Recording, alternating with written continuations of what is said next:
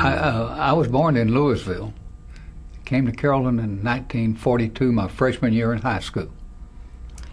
I was born in Dallas, and I moved to Carrollton when I was 1 year old, and have been here ever since. It's strange, but I remember things when I was pretty young. I remember the first movie that I went to was in this building, the dirt floor and benches, and it was a black and white movie. But I only remember seeing one, so I think it must have been about the time they were improving. And I also remember how small I was, and there was just not many things here. We didn't have postal delivery or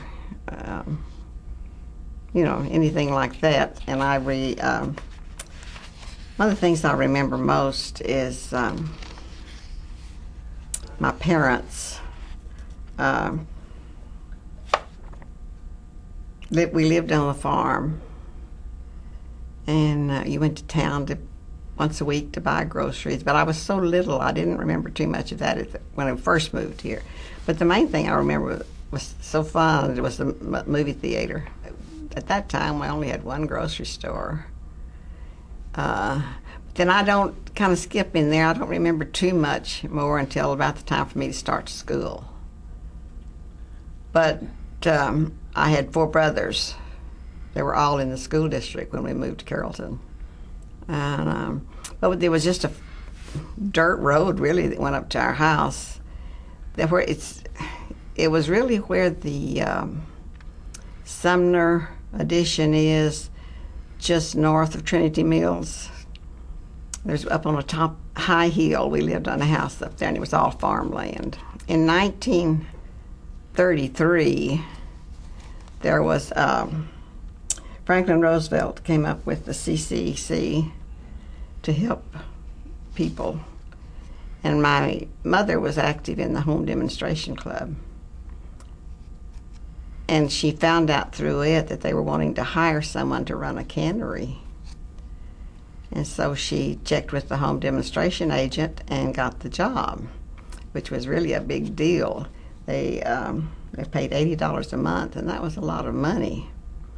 And what she did was the farmers brought their produce in, and she canned them. And then they divided it up. The government got 40%. The employees got 10%. And then the farmer took the rest back canned so they could eat on it. So that was the big part I remember about the Depression. And that is, my mother got a certificate from the state thanking her for her work, but the cannery lasted 3 years, and that took it up to when I started to school. I was born in Louisville. In fact, my parents were farmers, and the farm where I was born is now right in the middle of Lake Louisville, underwater. And I went to there was a small frame building school that's west of the road that goes to the colony, west of the colony. And that was the time that during the Depression we all was farmers, and of course I started working on a farm at a very early age, probably 5 or 6. In fact, I think when I was about 6, 7 years old, we always had our farm, completed, and then we worked for somebody else. And this fellow hired me as a half employee. And then they paid 25 cents an hour. And he paid me 12.5 cents an hour. So what he did, I would hold the last row down, and turn around and hold that same row back to get any the weeds or grass that I missed the first time. Of course, but that's why I was working at 12. That's the first job I ever had, was 12.5 cents an hour. How old were you? I was about 6 or 7. Of course, what you remember about is you knew everyone. You know, you went to the post office and you saw everybody. You knew everybody. You went to town to a restaurant. Then the people you knew there, well, everybody knew. You was very few people that you ever ran in Carrollton that you didn't know. We met in high school, and we was high school sweethearts. And then shortly after we graduated from high school, we was married. Well, we only had one school when I moved to Carrollton. It was the red brick building that you've heard so much about, I'm sure. 3 stories, and I started school. Well, first, though, I had a brother that graduated from Carrollton High School in 1934. One that graduated in 1935. So I was not even in school. So I started my first grade in September of 35 after he had graduated. And the school was getting crowded. And that's when they decided to build DeWitt Perry. And I had to go to the Christian church, in the basement of the Christian church my first year in school, because it was overcrowded. I went home from school the first day and told my mother I'd been promoted to the first grade in the Christian church. I went there a year, and then the next year they had DeWitt Perry built. And I could go back to school at the red brick building. And we had, but my brothers, 2 of them, played football. And it was just out on that grass, no lights. We'd park cars around the field for lights. And we sat on the front of the car or chair, whatever we took with us, to watch them play football. Well, we had a lunchroom. Miss Mary Fike that had the lunchroom, and we, of course, that was a big deal that we got to buy our lunch. And we always played out in the yard. They had a big playground for us. And the main thing I remember was when I was in the 4th grade, we moved to Coppell. And I lived in Coppell for 3 years and came back to high school in Carrollton because we moved back to Carrollton. But I was so glad to get out of Coppell and back in Carrollton because all my friends were there. And then when we started to high school, we still had some classes in the red brick building. Homemaking was there, and I think there was one, maybe a chemistry. I knew everybody, and everyone knew me, and you went to everybody's house and played. And there were no locks on doors.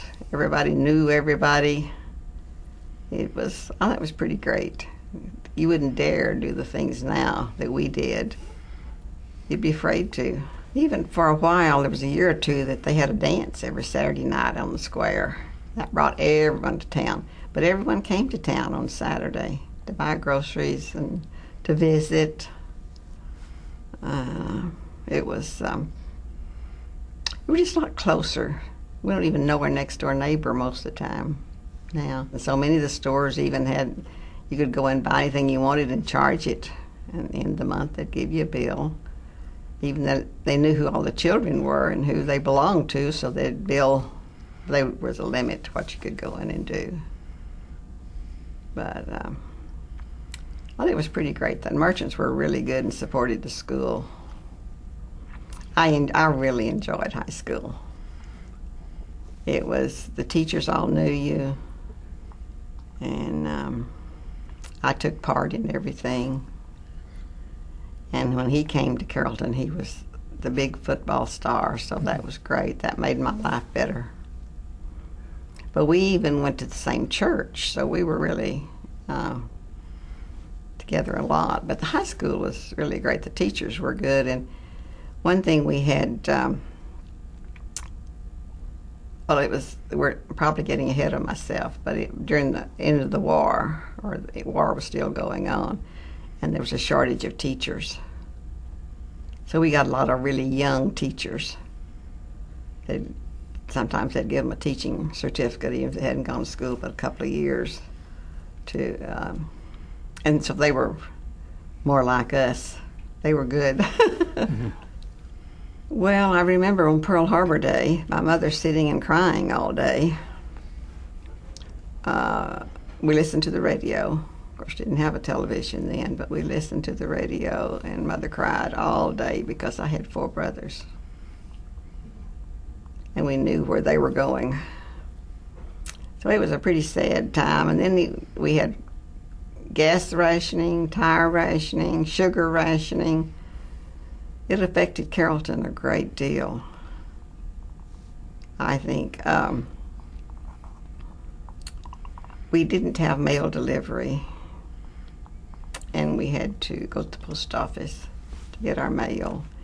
And of course, we were there when the mail was put up to see if we heard from any of my brothers. I had one in Germany, one in Guam, one stayed in the States, and one was a policeman, so he didn't go. But the war really affected Carrollton a great deal. I don't know. It seemed to even draw people closer, because we all met at the post office every morning to see if we heard from our loved ones. Janie Stark. She was just terrific with the children. My senior year in high school, she taught me 3 classes that she had gone to school the summer before to learn, to teach us, and one of them was Spanish. Needless to say, I do not speak much Spanish. But she was a great teacher, good to the students. School depended on her for everything. We have a school named after her now.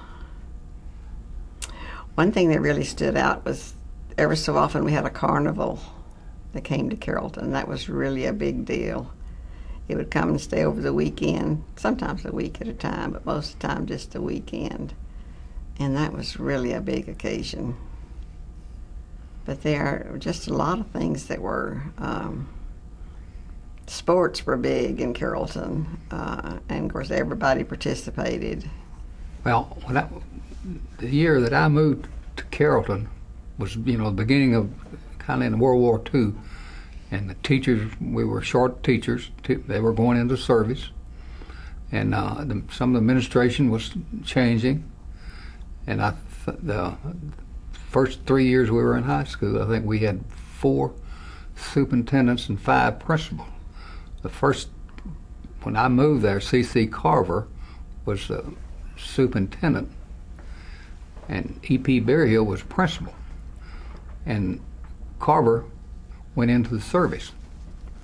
So they moved Berryhill up to superintendent, and our football coach, they moved to principal. And of course he kept his job coaching and principal. And that time the principal and the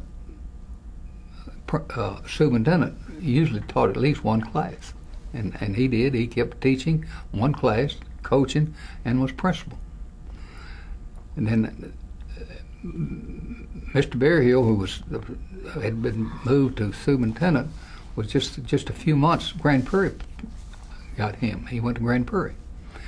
So had to make another change. So they moved our coach, Morris Roach, to superintendent, and then went outside and brought in a fellow by the name of Ed Killian, and he was principal for 1 year. Then he left. Then they, when Berryhill went to Grand Prairie, Roach became superintendent, and he kept his same job, coached, and taught. I think he taught history. So, and all of this was happening. It's 43. brought a principal in by the name of Wheeler, and Roach was still the superintendent for about 2.5 years. I played football, and all this time he was superintendent, and then he was still coaching. And then in the following year, the 44, Roach stayed there as coach and superintendent, and I mentioned Wheeler came in as principal and finished out that year. At the end of that year, our coach went to Coach Roach went to Masonic Home in Fort Worth, and that's when they brought Oriole Turner and Dale Davis in as principal, and those two stayed there for several years. In fact, schools named after both of them in Carrollton. We played Richardson, Garland, played Louisville, and then there was a little town out east Dallas, Pleasant Grove, and a week's scrimmage, Highland Park, some, and so, in fact, we had we scrimmaged Doak Walker when he was going out there. I played guard 2 years, and then, we didn't have you had to play both ways. So the year that, my last year, he said, we're going to have to change. You said, we don't have anybody that can play tackle. Well, here I was 140, 50 pounds. Mm-hmm. He said, you got to play tackle. So the last year I played tackle. Wasn't the largest one, but we met at church. And in fact, we was singing Christmas Carol. And I couldn't sing then, I can't sing now. But that's where we met, singing Christmas Carol. By the time we got to high school, my family had moved into downtown Carrollton. I lived on the square. Well, it was not right on the square, but where the Gravely building now, my house sit there. And it was a great big 2-story house. And the city was wanting to buy the property to build a city hall. And so we decided to move the house. It was a big house. We decided to move it out on some property so they could have that property to build the city hall. We got the mover to come, and he broke down on the railroad track. Our house sat on the railroad track for 2 days. And all the trains, Carrollton's known for the trains that come through town. Well, they didn't for 2 days because we had the track blocked. None of them could get through. So then they moved it up. Finally, they got the truck. The truck broke down that was moving it was the problem. And they moved it on out north of Carrollton, out almost to Whitlock Lane. And they went under the through a ditch across the grass, tore the light down. We had no electricity out there for another couple of days. So everyone remembers, I think, when we moved our house, because it stopped everything. But anyway, my house was down on the square, and that was a meeting place for everybody. So I had a very good high school. We had parties there, and it was just so convenient, everything on the square. And it was just kids would, Saturday night, that's one of the things, that's one of the places you go. You went to the movie, and then you spent time on the square, and then Sunday afternoons usually was the time, too, that a lot of kids gathered around and had to just visited with each other. And the only thing, well, it had an end-of-road cafe, but it was usually always open. And of course, that's where you could go. And then there's, but most places, just closed down the business. That's a cafe was about the only thing that was open. You could be on the square, and I'm sure sometimes during the time you were there, you're going to see Pop walking around us. He was a night watchman, and he watched. He kept everybody in line. He very good with the kids. I mean, he understood the kids and worked with them. Very good. Pop was our police department, and he was good to the kids. But another thing that we did, I remembered is the year after we graduated from high school, the government funded a school lunchroom program, and my parents ran it. They'd furnished them so much food commodities they'd ship to them, and then they'd charge for the lunches, and they had a big, nice lunchroom. Then it was in the basement of the old red brick building, and then my father drove the school bus, so we kept up with the schools through them. Well, in our junior year, we had a junior and senior prom. The juniors gave the prom for the senior class. In our junior year, we went to the Melrose Hotel. Then our senior year, we went to the Stoneleigh. And it was really a big affair. First time any of us dressed up, really, you know. Small country town, this was a big deal. Probably one of my first suits I ever bought. But it was, everybody always enjoyed that. Was, you know, by then we had been going into Dallas some, you know. We might occasionally go to a movie downtown Dallas. But that was something big time to go to the Stoneleigh and to Melrose. You know, that's the time we usually stayed till about midnight, I guess. Had to probably be out of there by midnight. I was 18 about a week before I graduated from high school. So I had to register for the service, and they said, "You be ready to leave in 30 days." And so I went into service, and then a few months after I was in the service, we were married. I went to a photo school in Colorado, and while I was there, we were married. I worked for Eastman Kodak. I got out of, when I first got out, I worked for the Carrollton Chronicle in downtown Carrollton. And then so things got where, you know, you need a little bit more money, so I went in another bit. But the Carrollton Chronicle was where I first worked when I got out of service. And well, I went on under a GI Bill, a training under the GI Bill.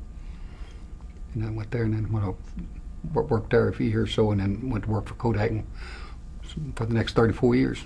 But when I was in high school, I worked at the Godfrey's department store on the weekends and you know, after school. And then I went to work for the telephone office. General Telephone Company was here then, and the telephones were just getting started. I first went to work, I was a freshman, I guess, then, or maybe a sophomore. But we had the old-fashioned telephones. My telephone number, for instance, was 45F3. You're on a party line, you had to ring 3 times for it to be for you. But I was the operator, and you couldn't call anyone without going through the operator. And when there was a fire, they called us. We had to blow the fire whistle until a fireman called in. Our volunteer fireman would call in to see where the fire was. And then everybody called in. All the drops would come down at one time, and all we'd have to tell them where it was. Usually it was a feed mill that was on fire. We didn't have any other fires. But between that and working at Godfrey's, and he also worked at a service station, we knew just about everybody in Carrollton. We'd come in contact with them. And you probably knew everything. Yes, things we shouldn't know. But we won't go into that. My niece gave me this because she used to come to the telephone office to visit me when I was working. And this is just a sample of the way the switchboard looked. All these little dots are plugs where when someone would call in, there'd be a little drop and a light would come on, and you'd plug it in and say operator, and they'd tell you who they wanted to talk to, and you'd ring them. So So you knew all the gossip in Carrollton. Everything that went on, you knew about it. The telephone office was real small, and whoever was manager had to live there, and because it was 24/7. And they were on the payroll, and they were supposed to be working, but if they wanted to take off, they had to get someone to replace them, and that's when I would come in. I didn't work full time and go to school, but I worked quite a bit because they were always wanting off for something. We didn't have a doctor for every ailment. We had one doctor that treated. I had one doctor that was my doctor. He was my children's doctor. He delivered my babies. I had two, a boy and a girl. And in fact, he lived next door to me, so he really gave us good service. But if anything happened to your child and you weren't right there, someone would bring them to you. I fainted in the post office one day. I'd come to get my brother's mail, and these two men picked me up and took me home, put me on the couch, and then went to the store where my mother was to tell her what they had done, and she came home to see about me. I mean, you just trusted people. It was easy to raise children. They played outside all the time. You were not afraid to let them out in your front yard without you. I think a small town was great. Well, I think it was one of the greatest places you probably could have been. It seemed like at the time it seemed like just about everybody had two kids. You know, that was in this neighborhood we lived in Carrollton. And the kids got out and played every afternoon. You know, someone in the neighborhood was there to watch. I mean, you know, you didn't have to worry about one of them getting hurt or something happening to one of them. And but there was this addition, one of the first additions that was built in Carrollton. It was called the Whitlock Addition, and next to that was an open field. And this is where all the kids met every afternoon to play ball. And that went on for years. Until my kid, our son, got out of high school. And then, of course, he was the oldest. Then our daughter came along, and so, in the same way with those, everybody looked after everybody's children. I mean, if something was out of line, well, they wouldn't hesitate to correct it.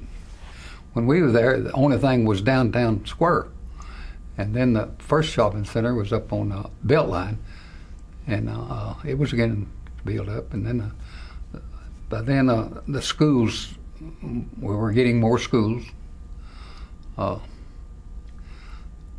it was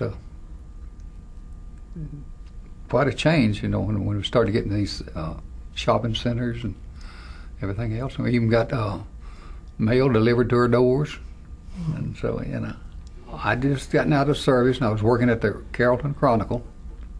And I remember about what happened to us, because I was, the editor had called me and said, "Hey, come down, they're forecasting a flood here." So we picked up everything off the floor and got it up.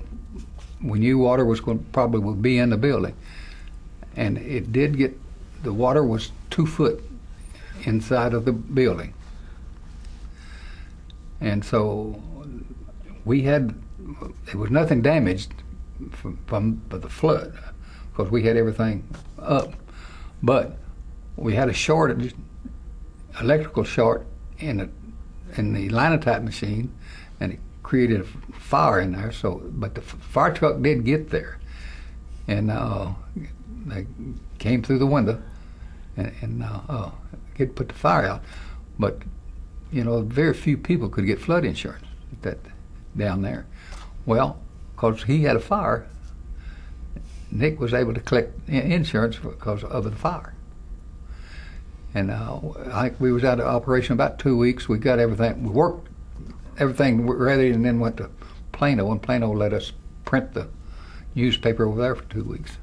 Mm. But it was I recall going down there and watching the bread and potato chips and stuff floating around on the square. You know, out the grocery stores that was there. when I was growing up in Carrollton, every time it rained, we had a flood. You could not get to Coppell. The dam, out where the dam is, was always underwater. You'd look out and all that ground where buildings are now would be standing in water.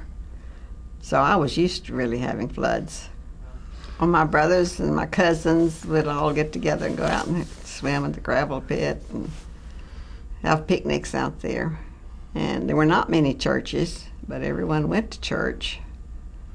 When I first came to Carrollton, very young, we belonged to a primitive Baptist church, and we had to go into Dallas to church because they didn't have one in Carrollton. So there were not a lot of churches, but they were really big. The children all had parties there, and then the parents were together a lot with the church, and it played a big part in Carrollton and still does.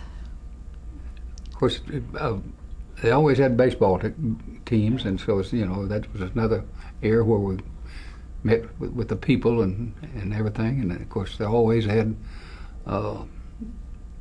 things at Christmas and holidays and things, and it was quite a time that the church had. And they helped. One of the things I remembered about back when the teacher shortage, is some of the ministers, they would help. They teach. They were teachers before there's ministers, I guess, and then they'd come up and help teach. So people, they helped in so many ways. I'd like to talk a little bit more about the cannery, and Okay. it was started in about '34, and I think it lasted 3 years. But the farmers grew all this. Things were really rough. Nobody had any money, and the farmers had all this food and they couldn't sell it. Didn't know what to do with it.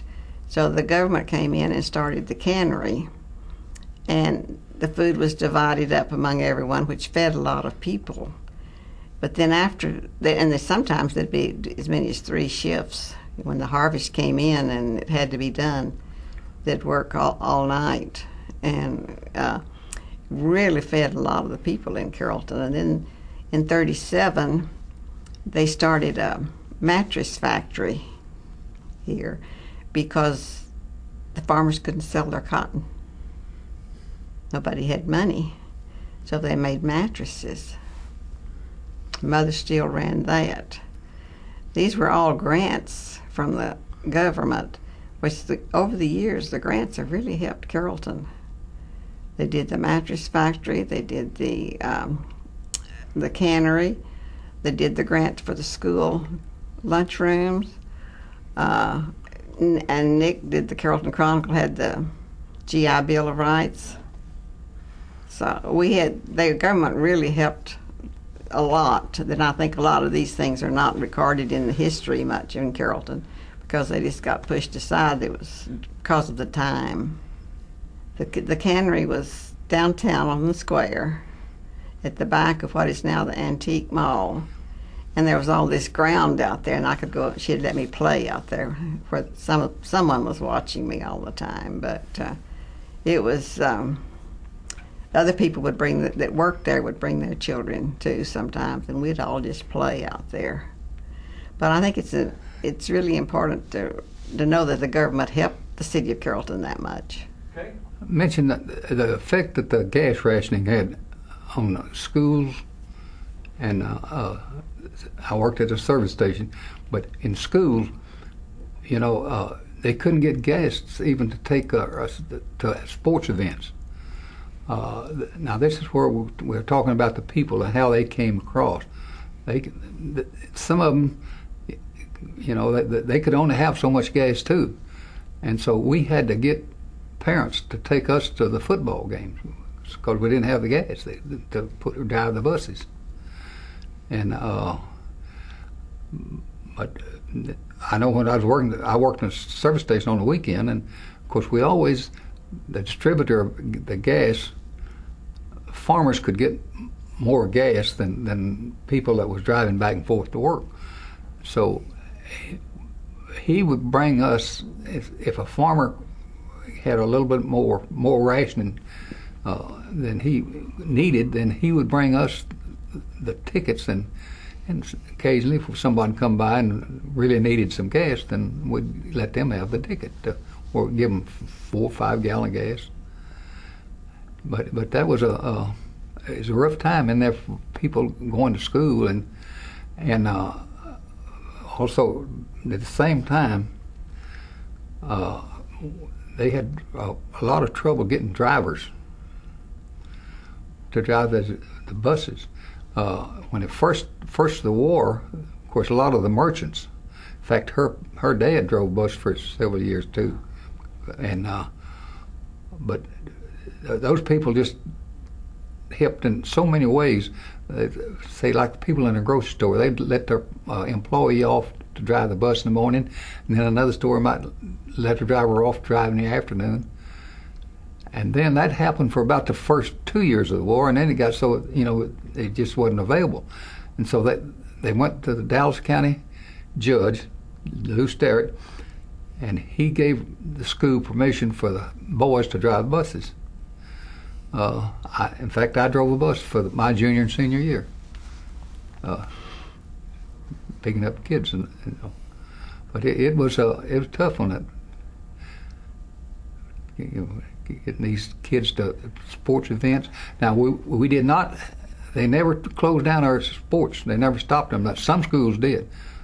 Louisville, I know, was one that a year or so in there they didn't participate in sports because of this situation. I lived, as I told you, on the square, and we had to go up the hill to the school, so my parents let me drive a car to school. And I did this for a couple of years, and then I was 2 or 3 years. How old were you? 14. I graduated when I was 16, and I didn't have a license. The policeman knew I didn't have a license, but I drove a car all the time. And then finally, my brother, that was a policeman, told me that he thought it was about time I got my license, so he took me and got my license. But a lot of people drove without license. It wasn't that you were not supposed to have one. It was people just didn't do it, and the policeman didn't care as long as you weren't hurting anyone. So it was truly a small town. But I do miss the camaraderie of the people. I like the way they did things for each other, took care of each other. And when you get big, you can't do that. So I guess that's what I miss the most. GA? Well, I certainly agree with what you said. The people, everybody knew each other. If you need help, that's the first thing. If your children needed help, then they were going to help the children. I mean, that's I don't recall any kids that. I know I've seen kids out on the street get hurt. Well, first thing you know, there used to be 3 or 4 people there to assist them, and get them to the doctor or whatever was necessary. And it wasn't that you were scared to say, "Hey, I can't do anything right now," so you might have to pick that kid up and take him to the doctor. And of course, the parents always appreciated stuff like that. So it was a different world to live in than it is now. And we just I guess enjoyed the living in those days, everything about it.